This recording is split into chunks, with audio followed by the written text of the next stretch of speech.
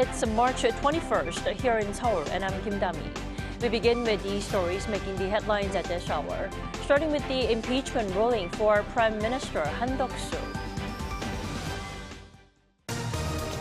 The Constitutional Court says it'll deliver its ruling on the impeachment of the country's Prime Minister over martial law-related allegations next Monday. A ruling date for President Yoon Suk-yeol's impeachment is yet to be disclosed. South Korea's industry minister has made his way back to the U.S. again to try to remove South Korea from the U.S. Department of Energy's sensitive country list. He's set to hold talks with the U.S. Commerce Secretary over tariff issues on Friday. And talks on Washington's proposal for a partial ceasefire in Ukraine will resume on Monday in Saudi Arabia. U.S. President Donald Trump says his country will sign a minerals deal with Ukraine soon. While the country anxiously waits for the Constitutional Court to announce a ruling date for President Yoon Suk-yeol's impeachment verdict, the court says it'll deliver its ruling on Prime Minister Han Duck-soo's impeachment in the coming week. Our Oh Soo-young starts us off. The Constitutional Court will rule on Prime Minister Han Duck-soo's impeachment on Monday, likely before revealing the date for President Yoon Suk-yeol's impeachment verdict. On Thursday, the court notified the media that the 8-member bench will deliver its decision on whether or not to uphold the National Assembly's motion to remove the PM from office. In late December, the National Assembly, with an opposition party majority, pushed through an impeachment motion against Han.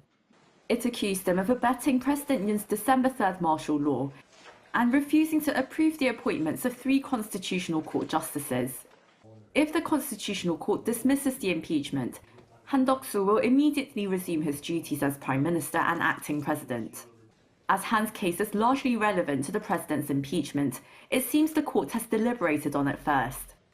Yoon's ruling date, however, is unlikely to be announced this week, according to one official. As the court usually gives at least 2 days of notice in advance and tends not to schedule ruling dates consecutively, this means the President's impeachment verdict could be delivered on Wednesday at the earliest. For over 3 weeks, the justices have been convening every day to deliberate on the top-level case, a record period of time compared to past presidential impeachment cases. Park Geun-hye's ruling was out 14 days after her final trial hearing and Roh Moo-hyun's 11 days. It seems the justices are highly conscious that their constitutional decision could have explosive political and social ramifications as protests for and against impeachment grow more ferocious by the day. A poll released on Thursday shows 60% of some 1,000 people surveyed believe the court should uphold Yoon's impeachment, while 35% believe the president should return to office. 57% forecast the court will choose to impeach Yoon, while 34% believe his case will be dismissed. Those supporting Yoon's impeachment wish to quickly trigger a snap presidential election, which polls show would largely favour opposition Democratic Party leader Lee Jae-myung. Meanwhile, conservatives, including Yoon supporters, are calling for the case to be dismissed, or for the court to deliver a ruling after Lee Jae-myung's own verdict on one of his 5 criminal cases next Tuesday. Experts say the judicial bench is likely fine-tuning the judgment on Yoon's case to ensure it can be broadly accepted by a highly polarised public. With various overlaps in the grounds for impeachment between Yoon and Han's respective cases, the court's ruling on the PM's trial may provide insights into how the justices are deliberating on the president's impeachment. Oh Soo-young, Arirang News. Now, the question is, will the ruling for Han be a clue for what to expect from President Yoon's impeachment ruling? We are joined by legal expert Kwon Hyuk-sung this morning. Good morning. Good morning. Happy to see you again. Thanks for joining us. So, why do you think the court decided to take care of Han's case first? Why not Yoon's case? Well, in my opinion, there are 2 main factors, a legal factor and a political factor. First, from a legal standpoint, impeaching a president is far more complex than impeaching a prime minister, especially when it comes to constitutional and legal considerations. On top of that, President Yoon is currently under investigation for charges related to leading an insurrection. This means the legal issues and factual determinations involved in his case are much broader and more complicated than those in Prime Minister Han's impeachment. And secondly, from a political perspective, the court may have taken into account the current political instability in South Korea. So if President Yoon were to be impeached and removed from office, it would create a longer vacuum of political power and trigger an early presidential election, which leads to even greater political turmoil. So for these reasons, I think the Constitutional Court decided to take care of Han's case first before Yoon's case. So considering the gravity and the complexity of Yoon's case, as well as the political instability that we've been experiencing since December last year, now, will the result of Han's impeachment trial then provide any hints about what we can expect from Yoon's impeachment ruling if it does happen next week, or have I gone too far here? Well, a lot of people have been speculating about this, and no one can say for sure. But if I had to guess, I would say it's about 50-50. So legally speaking, these two cases are separate. So the decision on Prime Minister Han's impeachment doesn't automatically tell us what will happen with President Yoon's case. It's hard to predict the outcome just based on Han's ruling. However, I can say that there is a connection. One of the key reasons for President Yoon's impeachment is the insurrection charge, and some of the facts related to that also involve Prime Minister Han, at least to some extent. So depending on how the court rules on that part of Han's case, we might get a small hint about how they could approach Yoon's impeachment, but it's still not a sure thing. Right. Well, I do have to say the court's announcement on Han's ruling on Thursday, which was yesterday, came as a surprise. Is there any possibility that the court will announce the ruling date for President Yoon's impeachment today on Friday? Honestly, I think the chances of announcement today are pretty low. From what I've seen in the media, there are some press reports suggesting that the court isn't planning to announce President Yoon's ruling date this week. So as reported earlier, under normal circumstances, the court typically announces ruling date 2 to 3 days in advance, giving time to coordinate with Seoul city officials and law enforcement to maintain public order. But at the same time, it's also true that we have been in political turmoil for months now, ever since martial law incident. The pressure on the court to make a ruling quickly is definitely increasing. So while I don't think we'll get an announcement today, but there's no doubt that the urgency around this case is getting stronger by the day. Indeed, the time is ticking. Then is it safe to say the ruling will be announced next week? Because next week is full of, other significant political events here in South Korea, I have to say. We can't be sure. Like you just mentioned, next week is packed with several important political trials. Some are even calling it's a super judicial week. So on Monday, the Seoul Central District Court will hold a trial related to President Yoon's insurrection charges. And on Wednesday, the Seoul High Court is scheduled to deliver its ruling on Lee Jae-myung's appeal regarding his violation of election laws.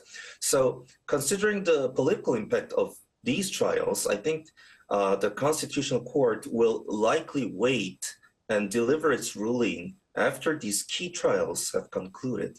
However, at the same time, given how serious this case is, and considering how many people, including some of my fellow lawyers around me, are expressing frustration over the delays, I personally think so. We can say that there's a high chance the ruling will take place next week, but after these trials have concluded. Well, Mr. Kwon, I have asked this question to all the experts that joined us for On Point this week, every single day. Why do you think the ruling day hasn't been announced yet? I mean, why do you think the justices are taking this long?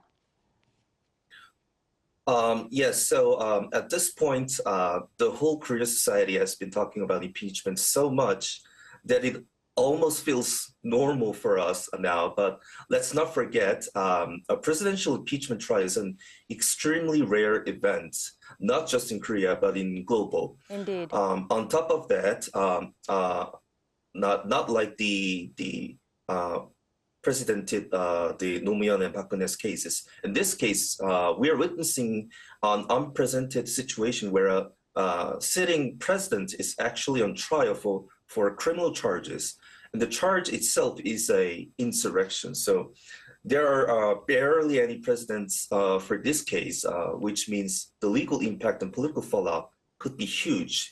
So if I were one of the justices, I would probably want to take my time and be as careful as possible before making such a big decision. And also, since the composition of the Constitutional Court was finalized quite urgently in recent weeks, so that the judges may need more time for discussions and to coordinate their opinions during deliberations. Maybe it is appropriate for the justices to take this long and really think through to make such a big decision for the country. Mr. Kwon, thank you so much for joining us this morning. We appreciate it. Thank you so much.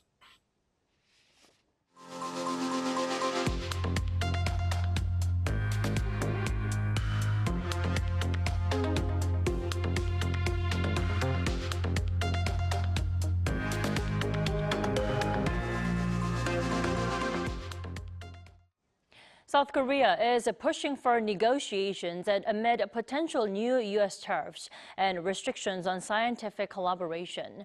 For that, Trade Minister Han Duck-soo is back in the U.S. for crucial talks. Our Moon Hae-ryun reports. As the United States prepares to announce reciprocal tariffs next month, South Korea's Minister of Trade, Industry and Energy has returned to Washington in an effort to secure Seoul's removal from its recent designation into the U.S. Energy Department's sensitive and other designated countries list. On Thursday local time, Trade Minister Han Duck-soo spoke to reporters about the government's stance prior to beginning a series of high-level discussions. His first meeting is scheduled with the U.S. Secretary of Energy, Chris Wright. Our priority is to seek South Korea's removal from the sensitive and other designated countries list. If immediate removal is not possible, we will work on alternative solutions to ensure that this designation does not hinder scientific and industrial collaboration between our nations. If South Korea remains on the list, new restrictions on research collaborations and visits to institutions affiliated with the U.S. Energy Department will take effect starting April 15. However, Han gave reassurance that Washington has indicated that the designation is not expected to have a significant impact on bilateral scientific cooperation. His visit comes at a crucial time, ahead of the new Trump administration's anticipated tariff announcement on April 2nd, and securing a favorable position is another key objective for talks. This marks Han's second visit to Washington in just 3 weeks, following discussions with the U.S. Secretary of Commerce Howard Lutnick last month, and they are due to meet again. The Korea-U.S. Free Trade Agreement has effectively eliminated tariffs between our two countries. However, non-tariff barriers have emerged as a concern. We are actively addressing these issues domestically and will communicate our progress to our U.S. counterparts. U.S. Treasury Secretary Scott Bessent recently identified the so-called Dirty 15, a group of countries with significant tariffs on U.S. goods, as targets for the upcoming tariff measures. When asked whether South Korea could be included, Han stated it was too early to tell and emphasized that South Korea already imports most U.S. goods without tariffs under the free trade agreement between Seoul and Washington.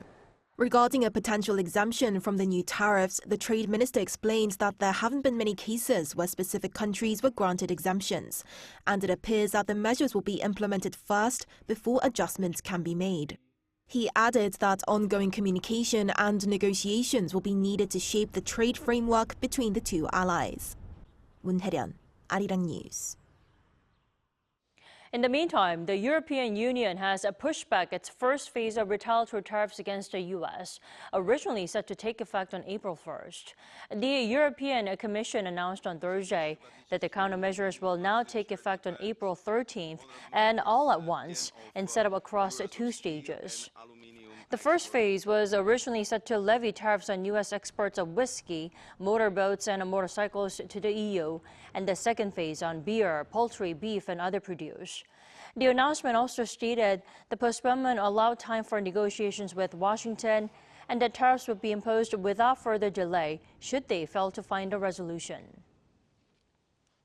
U.S. President Donald Trump says a minerals deal with Ukraine is getting close, while officials from the U.S., Ukraine, and Russia will be in Saudi Arabia next week in the hope of finding a breakthrough in the peace talks. Lee Seung-jae reports.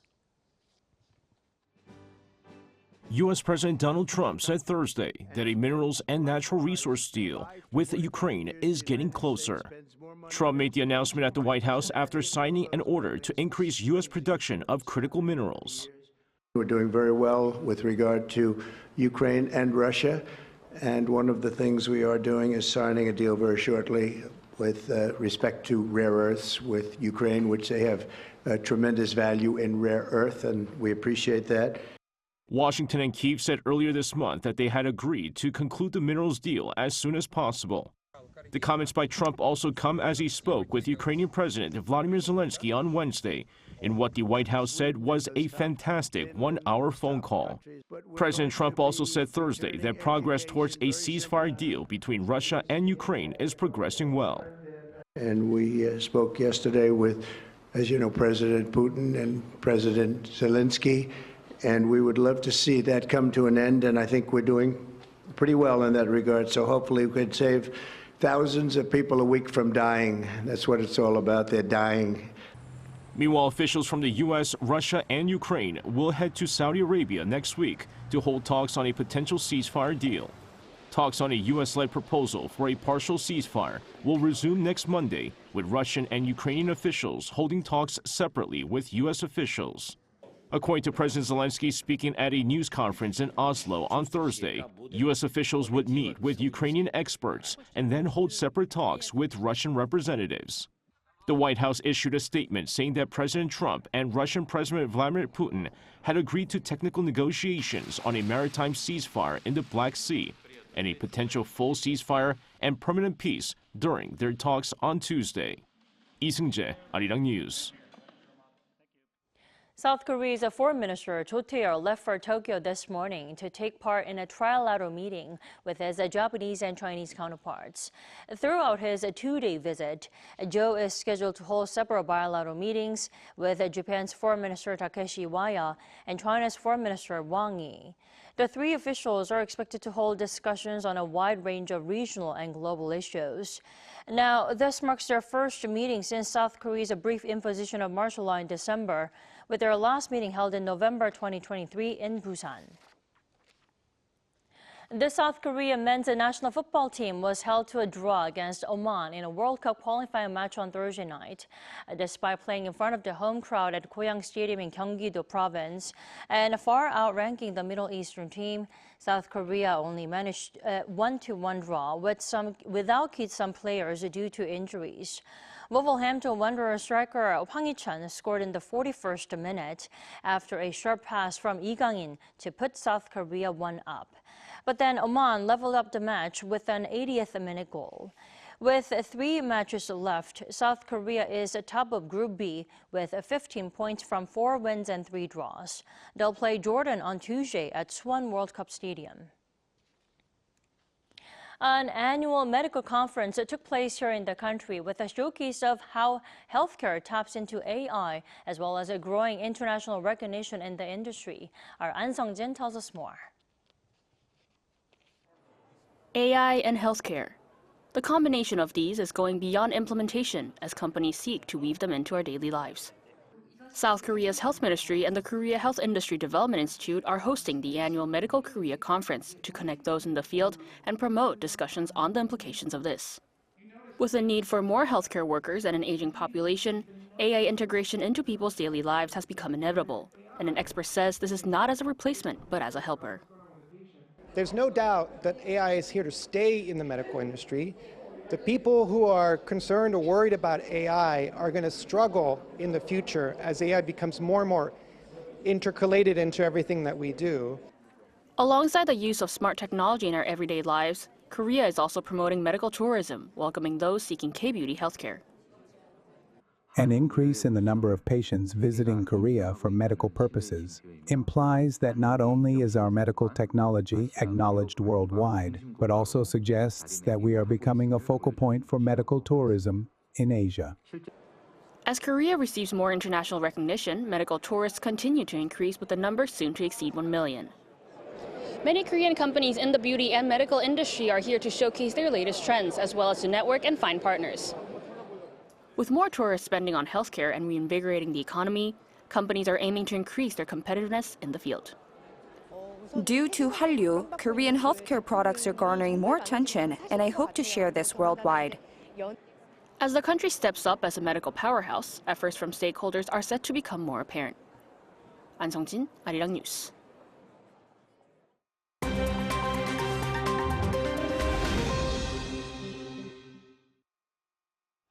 Now we take a look at the stories from around the world with our Choi Ji-hee. Good morning, Ji-hee. Good morning, Tammy. So Ji-hee, hostilities over in the Middle East are escalating, with Hamas now launching rockets in response to Israel's renewed military operations. Do you give us the details?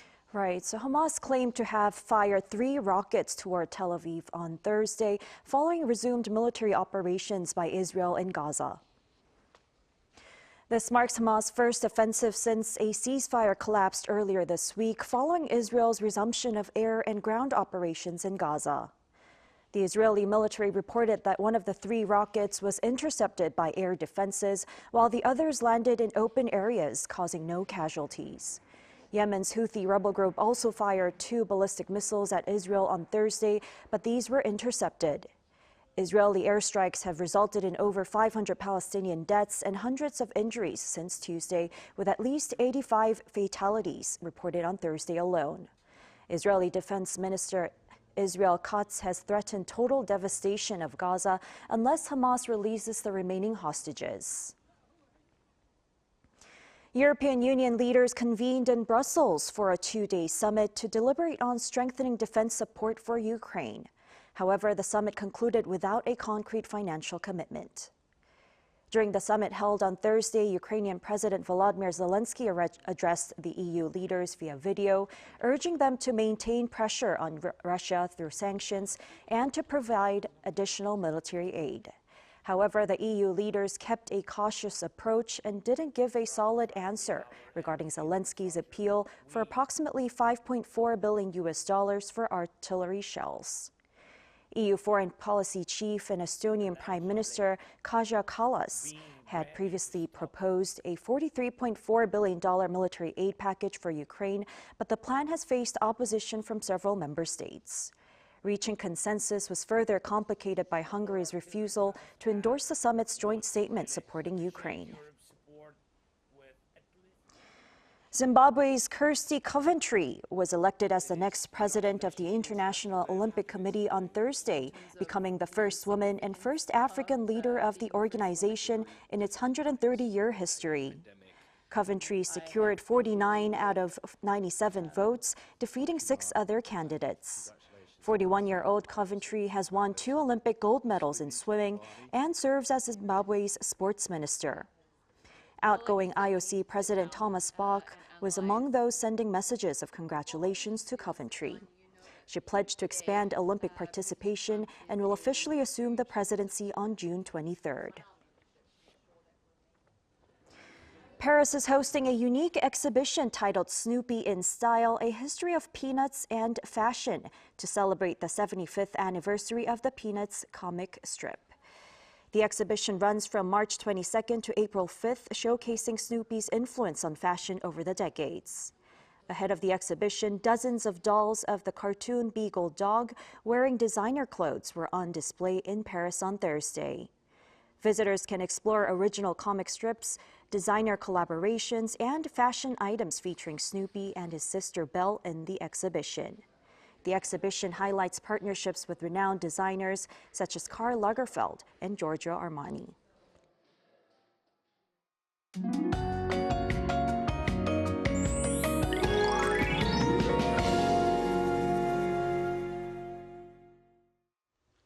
It's hard to believe that just 3 days ago, the capital was covered in snow. But now, spring warmth is in full swing. Today will be even warmer and temperatures will rise even further over the weekend. In Seoul, we're expecting highs of 22 degrees Celsius on Sunday. The skies will stay mostly clear, but the air quality is not great. With dust continuing to blow in from the west, most areas will see high concentration throughout the day today. Meanwhile, strong wind advisory remain in place along the east coast and gusty winds will continue in those areas. Ulsan and nearby areas are under dry weather advisories. Make sure to stay cautious of fire risks. By the afternoon, we'll see temperatures going anywhere from 1 to 5 degrees higher than yesterday, topping out at 17 degrees in the capital, Daegu, Gyeongju at 22 degrees. The mild and sunny spring weather will continue into early next week. However, the temperature swings will remain quite large, so keep that in mind when dressing for the day. That wraps up our morning edition of Arirang News. A new day at Arirang will be back next Monday at the same time, 10 a.m. Korea time. Thanks for watching.